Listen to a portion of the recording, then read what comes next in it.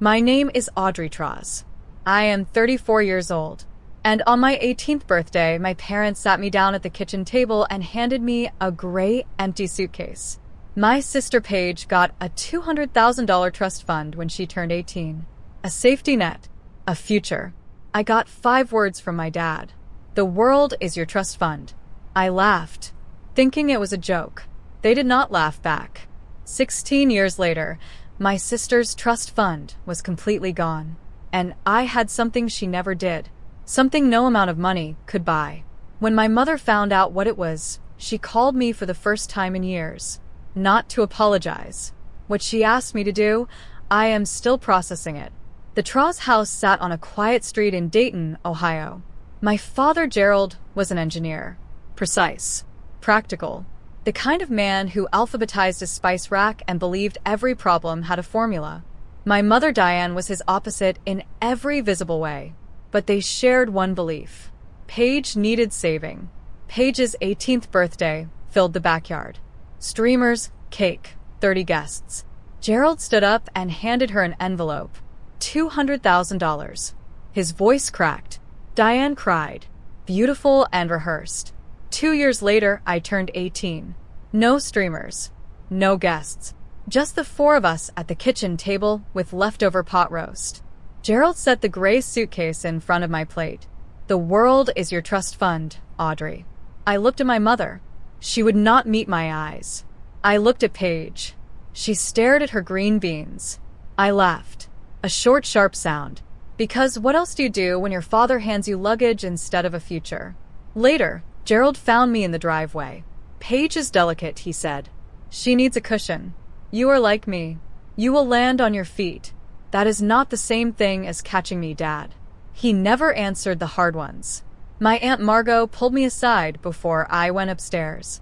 This is not right, she whispered. It is easier to protect the one who screams than the one who stays quiet. I packed the gray suitcase on a Sunday in August. It did not take long. 3 pairs of jeans, 5 shirts, a winter coat from Goodwill. Everything I owned fit inside a suitcase that cost less than Paige's birthday cake. Ohio State gave me a partial scholarship. The rest I covered myself. 3 jobs. Library on weekdays, coffee shop on evenings, tutoring on weekends. My GPA held at 3.8 because sleep was something I rationed like water in a drought. On Paige's side, Instagram told a different story. Cancun, Greece, Santorini. Shopping bags arranged on hotel beds like trophies. Gerald and Diane tanned and laughing on a yacht. The caption read, "Family Vaki with the best parents in the world." I was not there. Not invited. Not mentioned. By the time Paige turned 20, $60,000 of the trust fund was already gone. Vacations, designer bags, a car, a personal trainer at $90 an hour. I knew the numbers because Margot told me, not gossip. Worry. Every dollar Paige spent on a sunset in Greece, I earned back in study sessions that ended after midnight. The exchange rate was not fair. But I had stopped looking for fair the night my father put a suitcase on the table. I got into law school. I joined a small firm in Columbus specializing in elder law, estate planning, guardianship, power of attorney, the unglamorous side of the legal world that smells like filing cabinets and real consequence. My first case was a 78-year-old woman named Ruth. Her adult son had been draining her accounts for 3 years using power of attorney. $86,000 gone while she sat in memory care wondering why her cable got disconnected. Walking to my car after that hearing, I stopped in the parking lot and thought about my own parents. Did they have a will? A power of attorney? A healthcare directive? I called Diane that night. Mom, does Dad have an estate plan? Silence. Then sharp. Why would you ask that? Are you hoping we die soon? She hung up. The call lasted 43 seconds. If you have ever been the strong one in a family that mistook your independence for not needing love, this story is going to hit close. Graduation day. Warm Ohio spring. My boyfriend Derek sat in the 3rd row. Aunt Margot beside him in a purple blazer she bought specifically for this moment. 2 seats to their left stayed empty. I had sent handwritten invitations 8 weeks in advance. Gerald never responded. Diane texted 3 days before. Paige has the flu. I need to stay with her. You understand? I crossed the stage, shook the dean's hand, and smiled for the camera. Margot cried. Derek whistled so loud the family behind him flinched. Those were my people. 2 of them. That was enough. 6 years passed. I stopped chasing people who were walking away from me. I made partner track at my firm. Derek and I got married at a conservatory with 32 guests, a jazz trio, and real buttercream. We bought a townhouse with a red front door and a backyard the size of a postage stamp. I planted tomatoes every April. On the other side of those 6 years, Paige's boutique lasted 18 months. The trust fund hit zero. The cosign business loan went delinquent. Gerald and Diane started paying it from their retirement savings. Paige moved in with her boyfriend and worked part-time at a home goods store. Margot kept me updated. Your father is getting forgetful. He left the stove on twice last week. He forgot my name at Christmas. She told me in January, and I had to set the phone down for a minute. Derek asked me once, on a Sunday while we were painting the guest room, whether I missed them. I missed the idea of them, I said. The version that would have shown up to graduation. The version that would have split the trust fund, or at least explained why they did not. I miss parents I never actually had. He handed me the roller and kept painting. He understood that some wounds do not need discussion. They need witness. It was a Tuesday afternoon, 3:47. I know the exact time because I was billing a client when my phone buzzed. The screen read Mom. I picked up on the 5th ring. Her voice sounded older, thinner, like someone had stretched it too far. After 30 seconds of small talk about fall leaves, she cleared her throat. Your father has been diagnosed. Early onset Alzheimer's. He is 62. The room tilted. Not Dramatically. Just a slight shift, like the floor moved half an inch to the left. when? 8 months ago. I closed my eyes. 8 months. 240 days. And nobody had told me. I asked how bad it was. She told me he had good days and bad days. Some days he knew where he was. Some days he thought he was still at the plant. Asked if he recognized Paige. A long pause. He has not recognized Paige in 2 months. Then she said the thing I had been waiting 16 years to hear. Not I am sorry. Not I was wrong. We need your help, Audrey. I switched into attorney mode automatically. Smooth. No signal needed. Does Dad have a durable power of attorney? A what? A healthcare directive? Audrey, I do not know what any of that means. A will?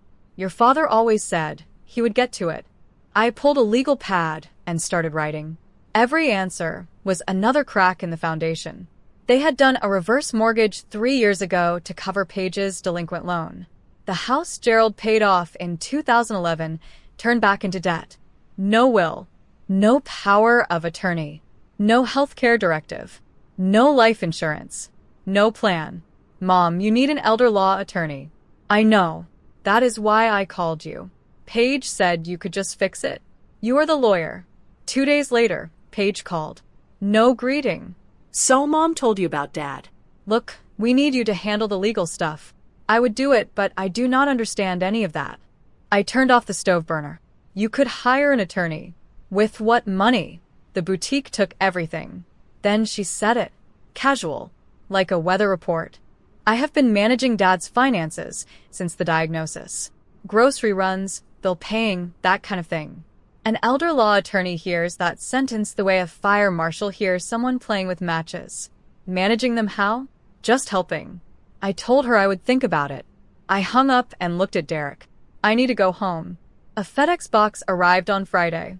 Brown cardboard. No return label. Just my initials in my mother's handwriting. No letter inside. Just a yellow post-it on the first folder. I do not know what to do. I carried it to the kitchen table. Derek cleared his papers. We sat across from each other, and I opened the box the way you open a wound. Carefully. Knowing it was going to hurt. Checking account balance, $347. Savings account, 0. Reverse mortgage documents. The house leveraged at $210,000. Cosign loan for months past due. Collection letters stamped in red. Medical bills, $42,000. And 3 credit cards. Total balance, $28,000. I ran my finger down the charges. Thorough. Nordstrom Rack. DoorDash 4, 5, 6 times a week. A wine subscription. A gym membership. All from Cincinnati. My parents live in Dayton. Derek leaned over. Those charges are not from your parents, are they? No. I sat in that kitchen long after Derek went to bed. The post-it on top of the stack. I do not know what to do. The world is your trust fund, my father had said. Turns out his world did not even have a safety net. I drove to Dayton that Saturday. The house looked tired. Paint peeling. Lawn half mowed. The garage door hung crooked on one track. Diane opened the front door before I reached the porch. She looked 10 years older. Gray roots in hair that used to be salon blonde. She hugged me, awkward and too tight. The way you hug someone when you know you owe them something but cannot name it. Gerald sat in the living room watching old westerns. He looked up when I walked in. Are you the new nurse? I stopped. No, Dad. I am Audrey. He studied me, pleasant, curious, like a stranger at a bus stop. That is a nice name. My daughter's name is Audrey. She is in college. He thought I was still 18. Somewhere in his mind, I was still the girl with the suitcase heading out the door. The Old Spice hit me then. Same aftershave. Same warm, familiar smell. The scent was the same. Everything behind it had changed. I spread the documents across the kitchen table. Same table. Same chairs. 16 years and nothing in this room had changed except the people. Walk me through it, I said. What I heard was a family with nothing left. No will. No power of attorney. No healthcare directive. No life insurance. And a reverse mortgage eating away at the only asset they had left. Mom, if something happens to Dad, if he needs a nursing home, Medicaid will look back 5 years at every dollar spent, every transfer, every gift. She went pale. What does that mean? It means the money you gave Paige 16 years ago is outside that window. But the cosign loan from 3 years ago is inside it. Medicaid could treat it as a transferred asset. The trust fund you set up to keep Paige safe might be the very thing that makes you unsafe. Diane stared at the documents. You did not need us, Audrey. Quiet. Almost a whisper. Paige needed us. I set my pen down. Mom, look at this table. Look at these numbers. You both needed me. You just did not know it. Then I pulled up Gerald's credit card portal. 6 months of statements. $28,000. I scrolled through them the way I would for a client. Mom, does Dad shop at Zara? What is Zara? Does Paige have a card linked to this account? A long pause. The kind that answers the question before the words do. She was supposed to use it for groceries when she helps with your father. Mom. Paige spent $28,000 on Dad's credit card. None of it was groceries. Under Ohio law, this has a name. Financial exploitation of a vulnerable adult. Diane started crying. But here's the part that will stay with me. She did not cry for Gerald. She did not cry for the money. She cried for Paige. Please do not report her. She is your sister. I looked at my mother, the woman who gave one daughter everything and the other daughter a suitcase. She is the sister who got $200,000 and still could not stop taking. I spent the rest of that weekend at the kitchen table. I drafted the durable power of attorney, naming Diane as primary agent and myself as secondary. I wrote up Gerald's healthcare directive, asking the questions nobody wants to answer. Resuscitation, feeding tubes, end-of-life care. Diane cried through most of it. I wrote her answers in neat handwriting. Then I removed Paige from all 3 credit card accounts. I called First Horizon about the delinquent loan and negotiated a 6-month forbearance with a restructured payment plan. 47 minutes on hold. Worth every second. Finally, I drafted an irrevocable trust to hold the family home. By transferring the house into the trust now, while Gerald still had periods of lucidity, we could protect it from Medicaid estate recovery later. Even if everything else was lost, they would not lose the house. When I hung up the phone, Diane was standing in the doorway watching me. You know all of this, she said. How? Because I spent 10 years learning how to protect people whose families failed them. She flinched, a small involuntary movement. Then she walked back to the living room without another word. Paige showed up Sunday afternoon without calling. She walked through the front door, saw my briefcase open, saw the documents, and stopped. What is all this? Estate planning. The kind mom and dad should have had years ago. She picked up the credit card cancellation notice. Her name highlighted in yellow. You cancel my card. Dad's card. The one dad can no longer consent to sharing. Her face changed. The way a sky changes before a storm. You show up after 6 years and start making decisions. Who gave you the right? No one gave me the right. I earned it. It is called a law degree. You always thought you were better than us. No. I just thought I deserved the same chance you got. Turns out I was the only one who actually used it. She stepped closer. You have no idea what it has been like here. Watching Dad forget. Helping Mom with everything while you sat in your fancy office pretending we do not exist. Helping with everything? I asked. Is that what you call $28,000 at Zara and Nordstrom Rack? She went white, grabbed her keys. This is not what it looks like. It looks exactly like what it is. She slammed the door so hard the picture frames rattled. Gerald startled in his recliner. Who is fighting? He said, soft and childlike. I do not like fighting. Through the window, I watched Paige sit in her car for 2 full minutes before driving away. Her hands on the wheel were shaking. Margot called that evening. She told me Diane had invited me to Thanksgiving. The whole family. Diane was too proud to ask herself. I told Margot yes, I would come, and I told her why. If Paige contests the power of attorney later, I need witnesses who saw Mom sign willingly. A family dinner with a legal signing after dessert. Margot understood without me spelling it out. Thanksgiving morning, Derek drove. I sat in the passenger seat with the briefcase on my lap. Inside it, the finalized power of attorney, the healthcare directive, the irrevocable trust, a restructured budget to clear the cosign loan in 18 months, and printed copies of Gerald's credit card statements, highlighted, annotated, $28,000 that mapped to Paige's zip code. We turned onto Millbrook Drive at 4:15. The house had a wreath on the door with a red bow. An attempt at normal. I stepped out of the car and looked up at the house. Same white siding. Same crooked garage door. And through the open hallway, I could see the hall closet. Coats, scarves, a vacuum cleaner. And there, pushed to the back, the gray Samsonite suitcase. Still there. After 16 years. Nobody had moved it. Nobody had thrown it away. It just lived in the back of the closet, forgotten. Like me. I picked up my briefcase and walked inside.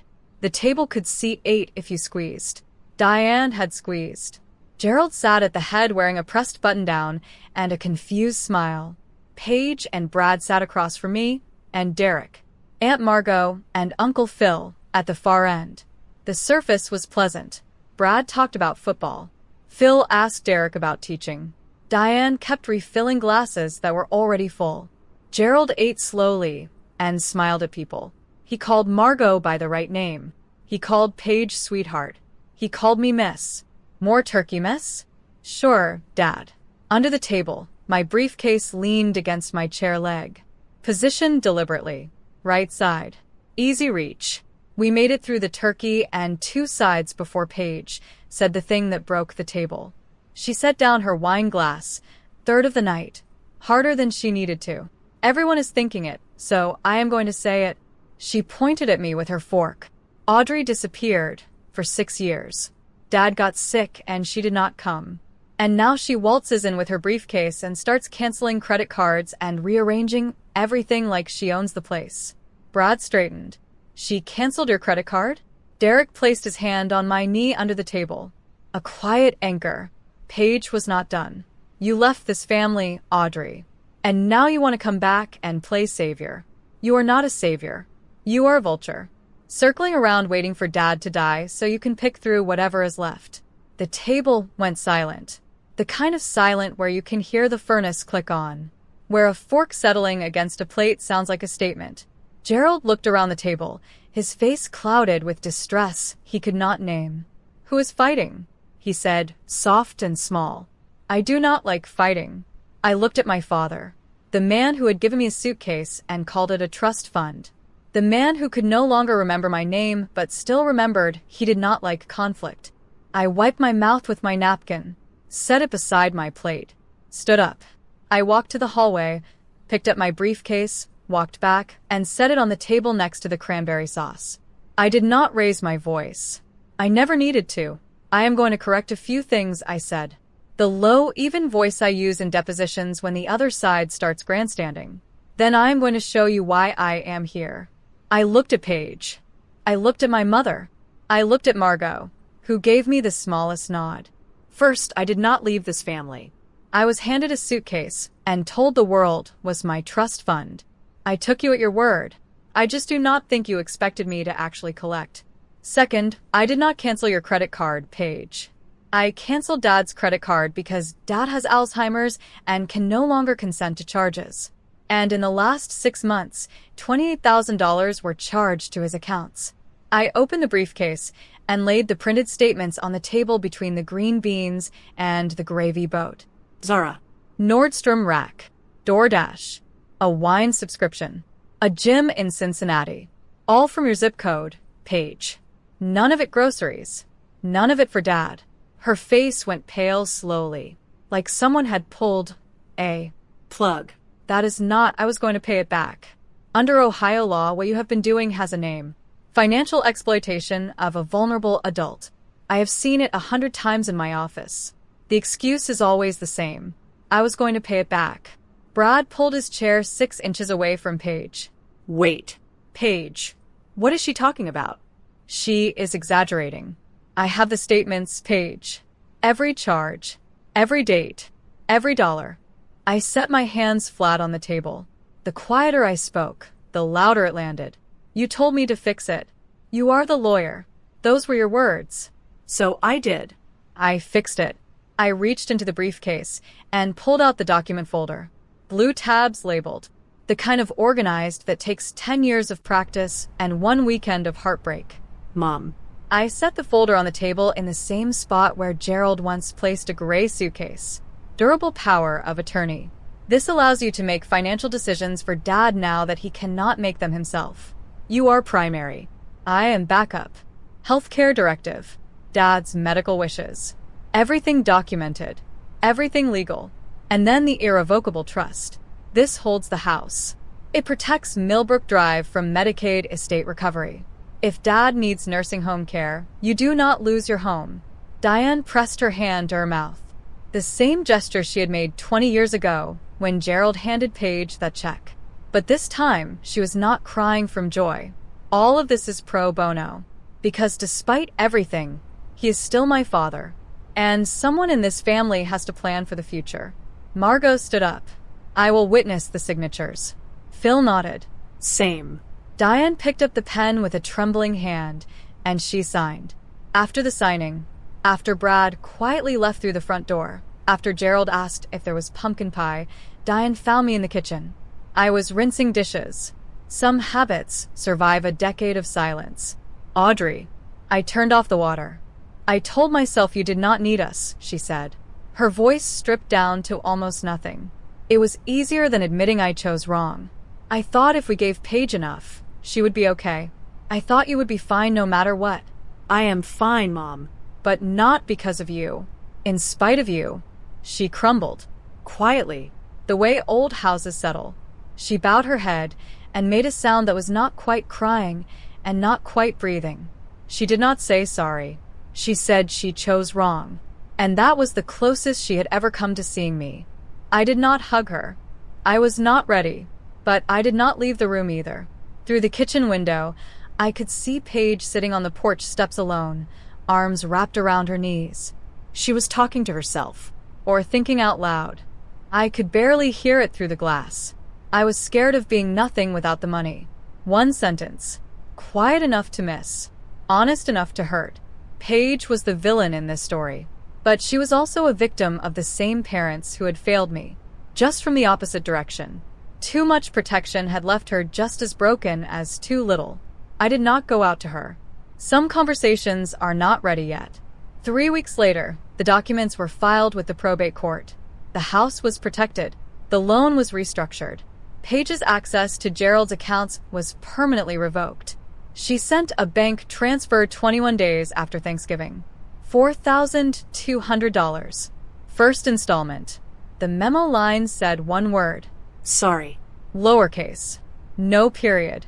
The smallest apology I had ever seen. But it was money, not words. And money was something Paige understood better than language. Diane called every Thursday at 7 in the evening. We talked about Gerald's medications. His good days, when he remembered the name of the dog they had in 1998. His bad days, when he tried to leave the house at 3 in the morning to drive to a job he had not held in years. I answered every call, not because I had forgiven everything, because it was the boundary I had decided on. I will be your estate planner. I will be your father's attorney. But I will not be the daughter who pretends the suitcase never happened. For the first time in my life, my mother respected a line I had drawn. December. Gerald's birthday. 63. Derek and I drove to Dayton. I brought a carrot cake from the same bakery that made our wedding cake. Gerald did not know that. He did not remember our wedding. But he remembered he liked carrot cake because some things live deeper than memory. After dinner, I sat beside him in the living room. The television was off. Diane was in the kitchen. Gerald reached over and took my hand. His grip was warm and steady. Old Spice. Flannel shirt. The lamp casting amber light across his face. You did good, kid. For words. Clear as a bell. No confusion. No searching. He looked at me and he knew. Then he was gone again. His eyes drifted to the window. His hand stayed in mine, but the man behind the grip had retreated to wherever he goes when the present becomes too heavy. I held his hand. I did not cry. I just held on. Driving home, Derek reached across and squeezed my shoulder. The highway was dark. Ohio stretched out in every direction like a promise nobody made.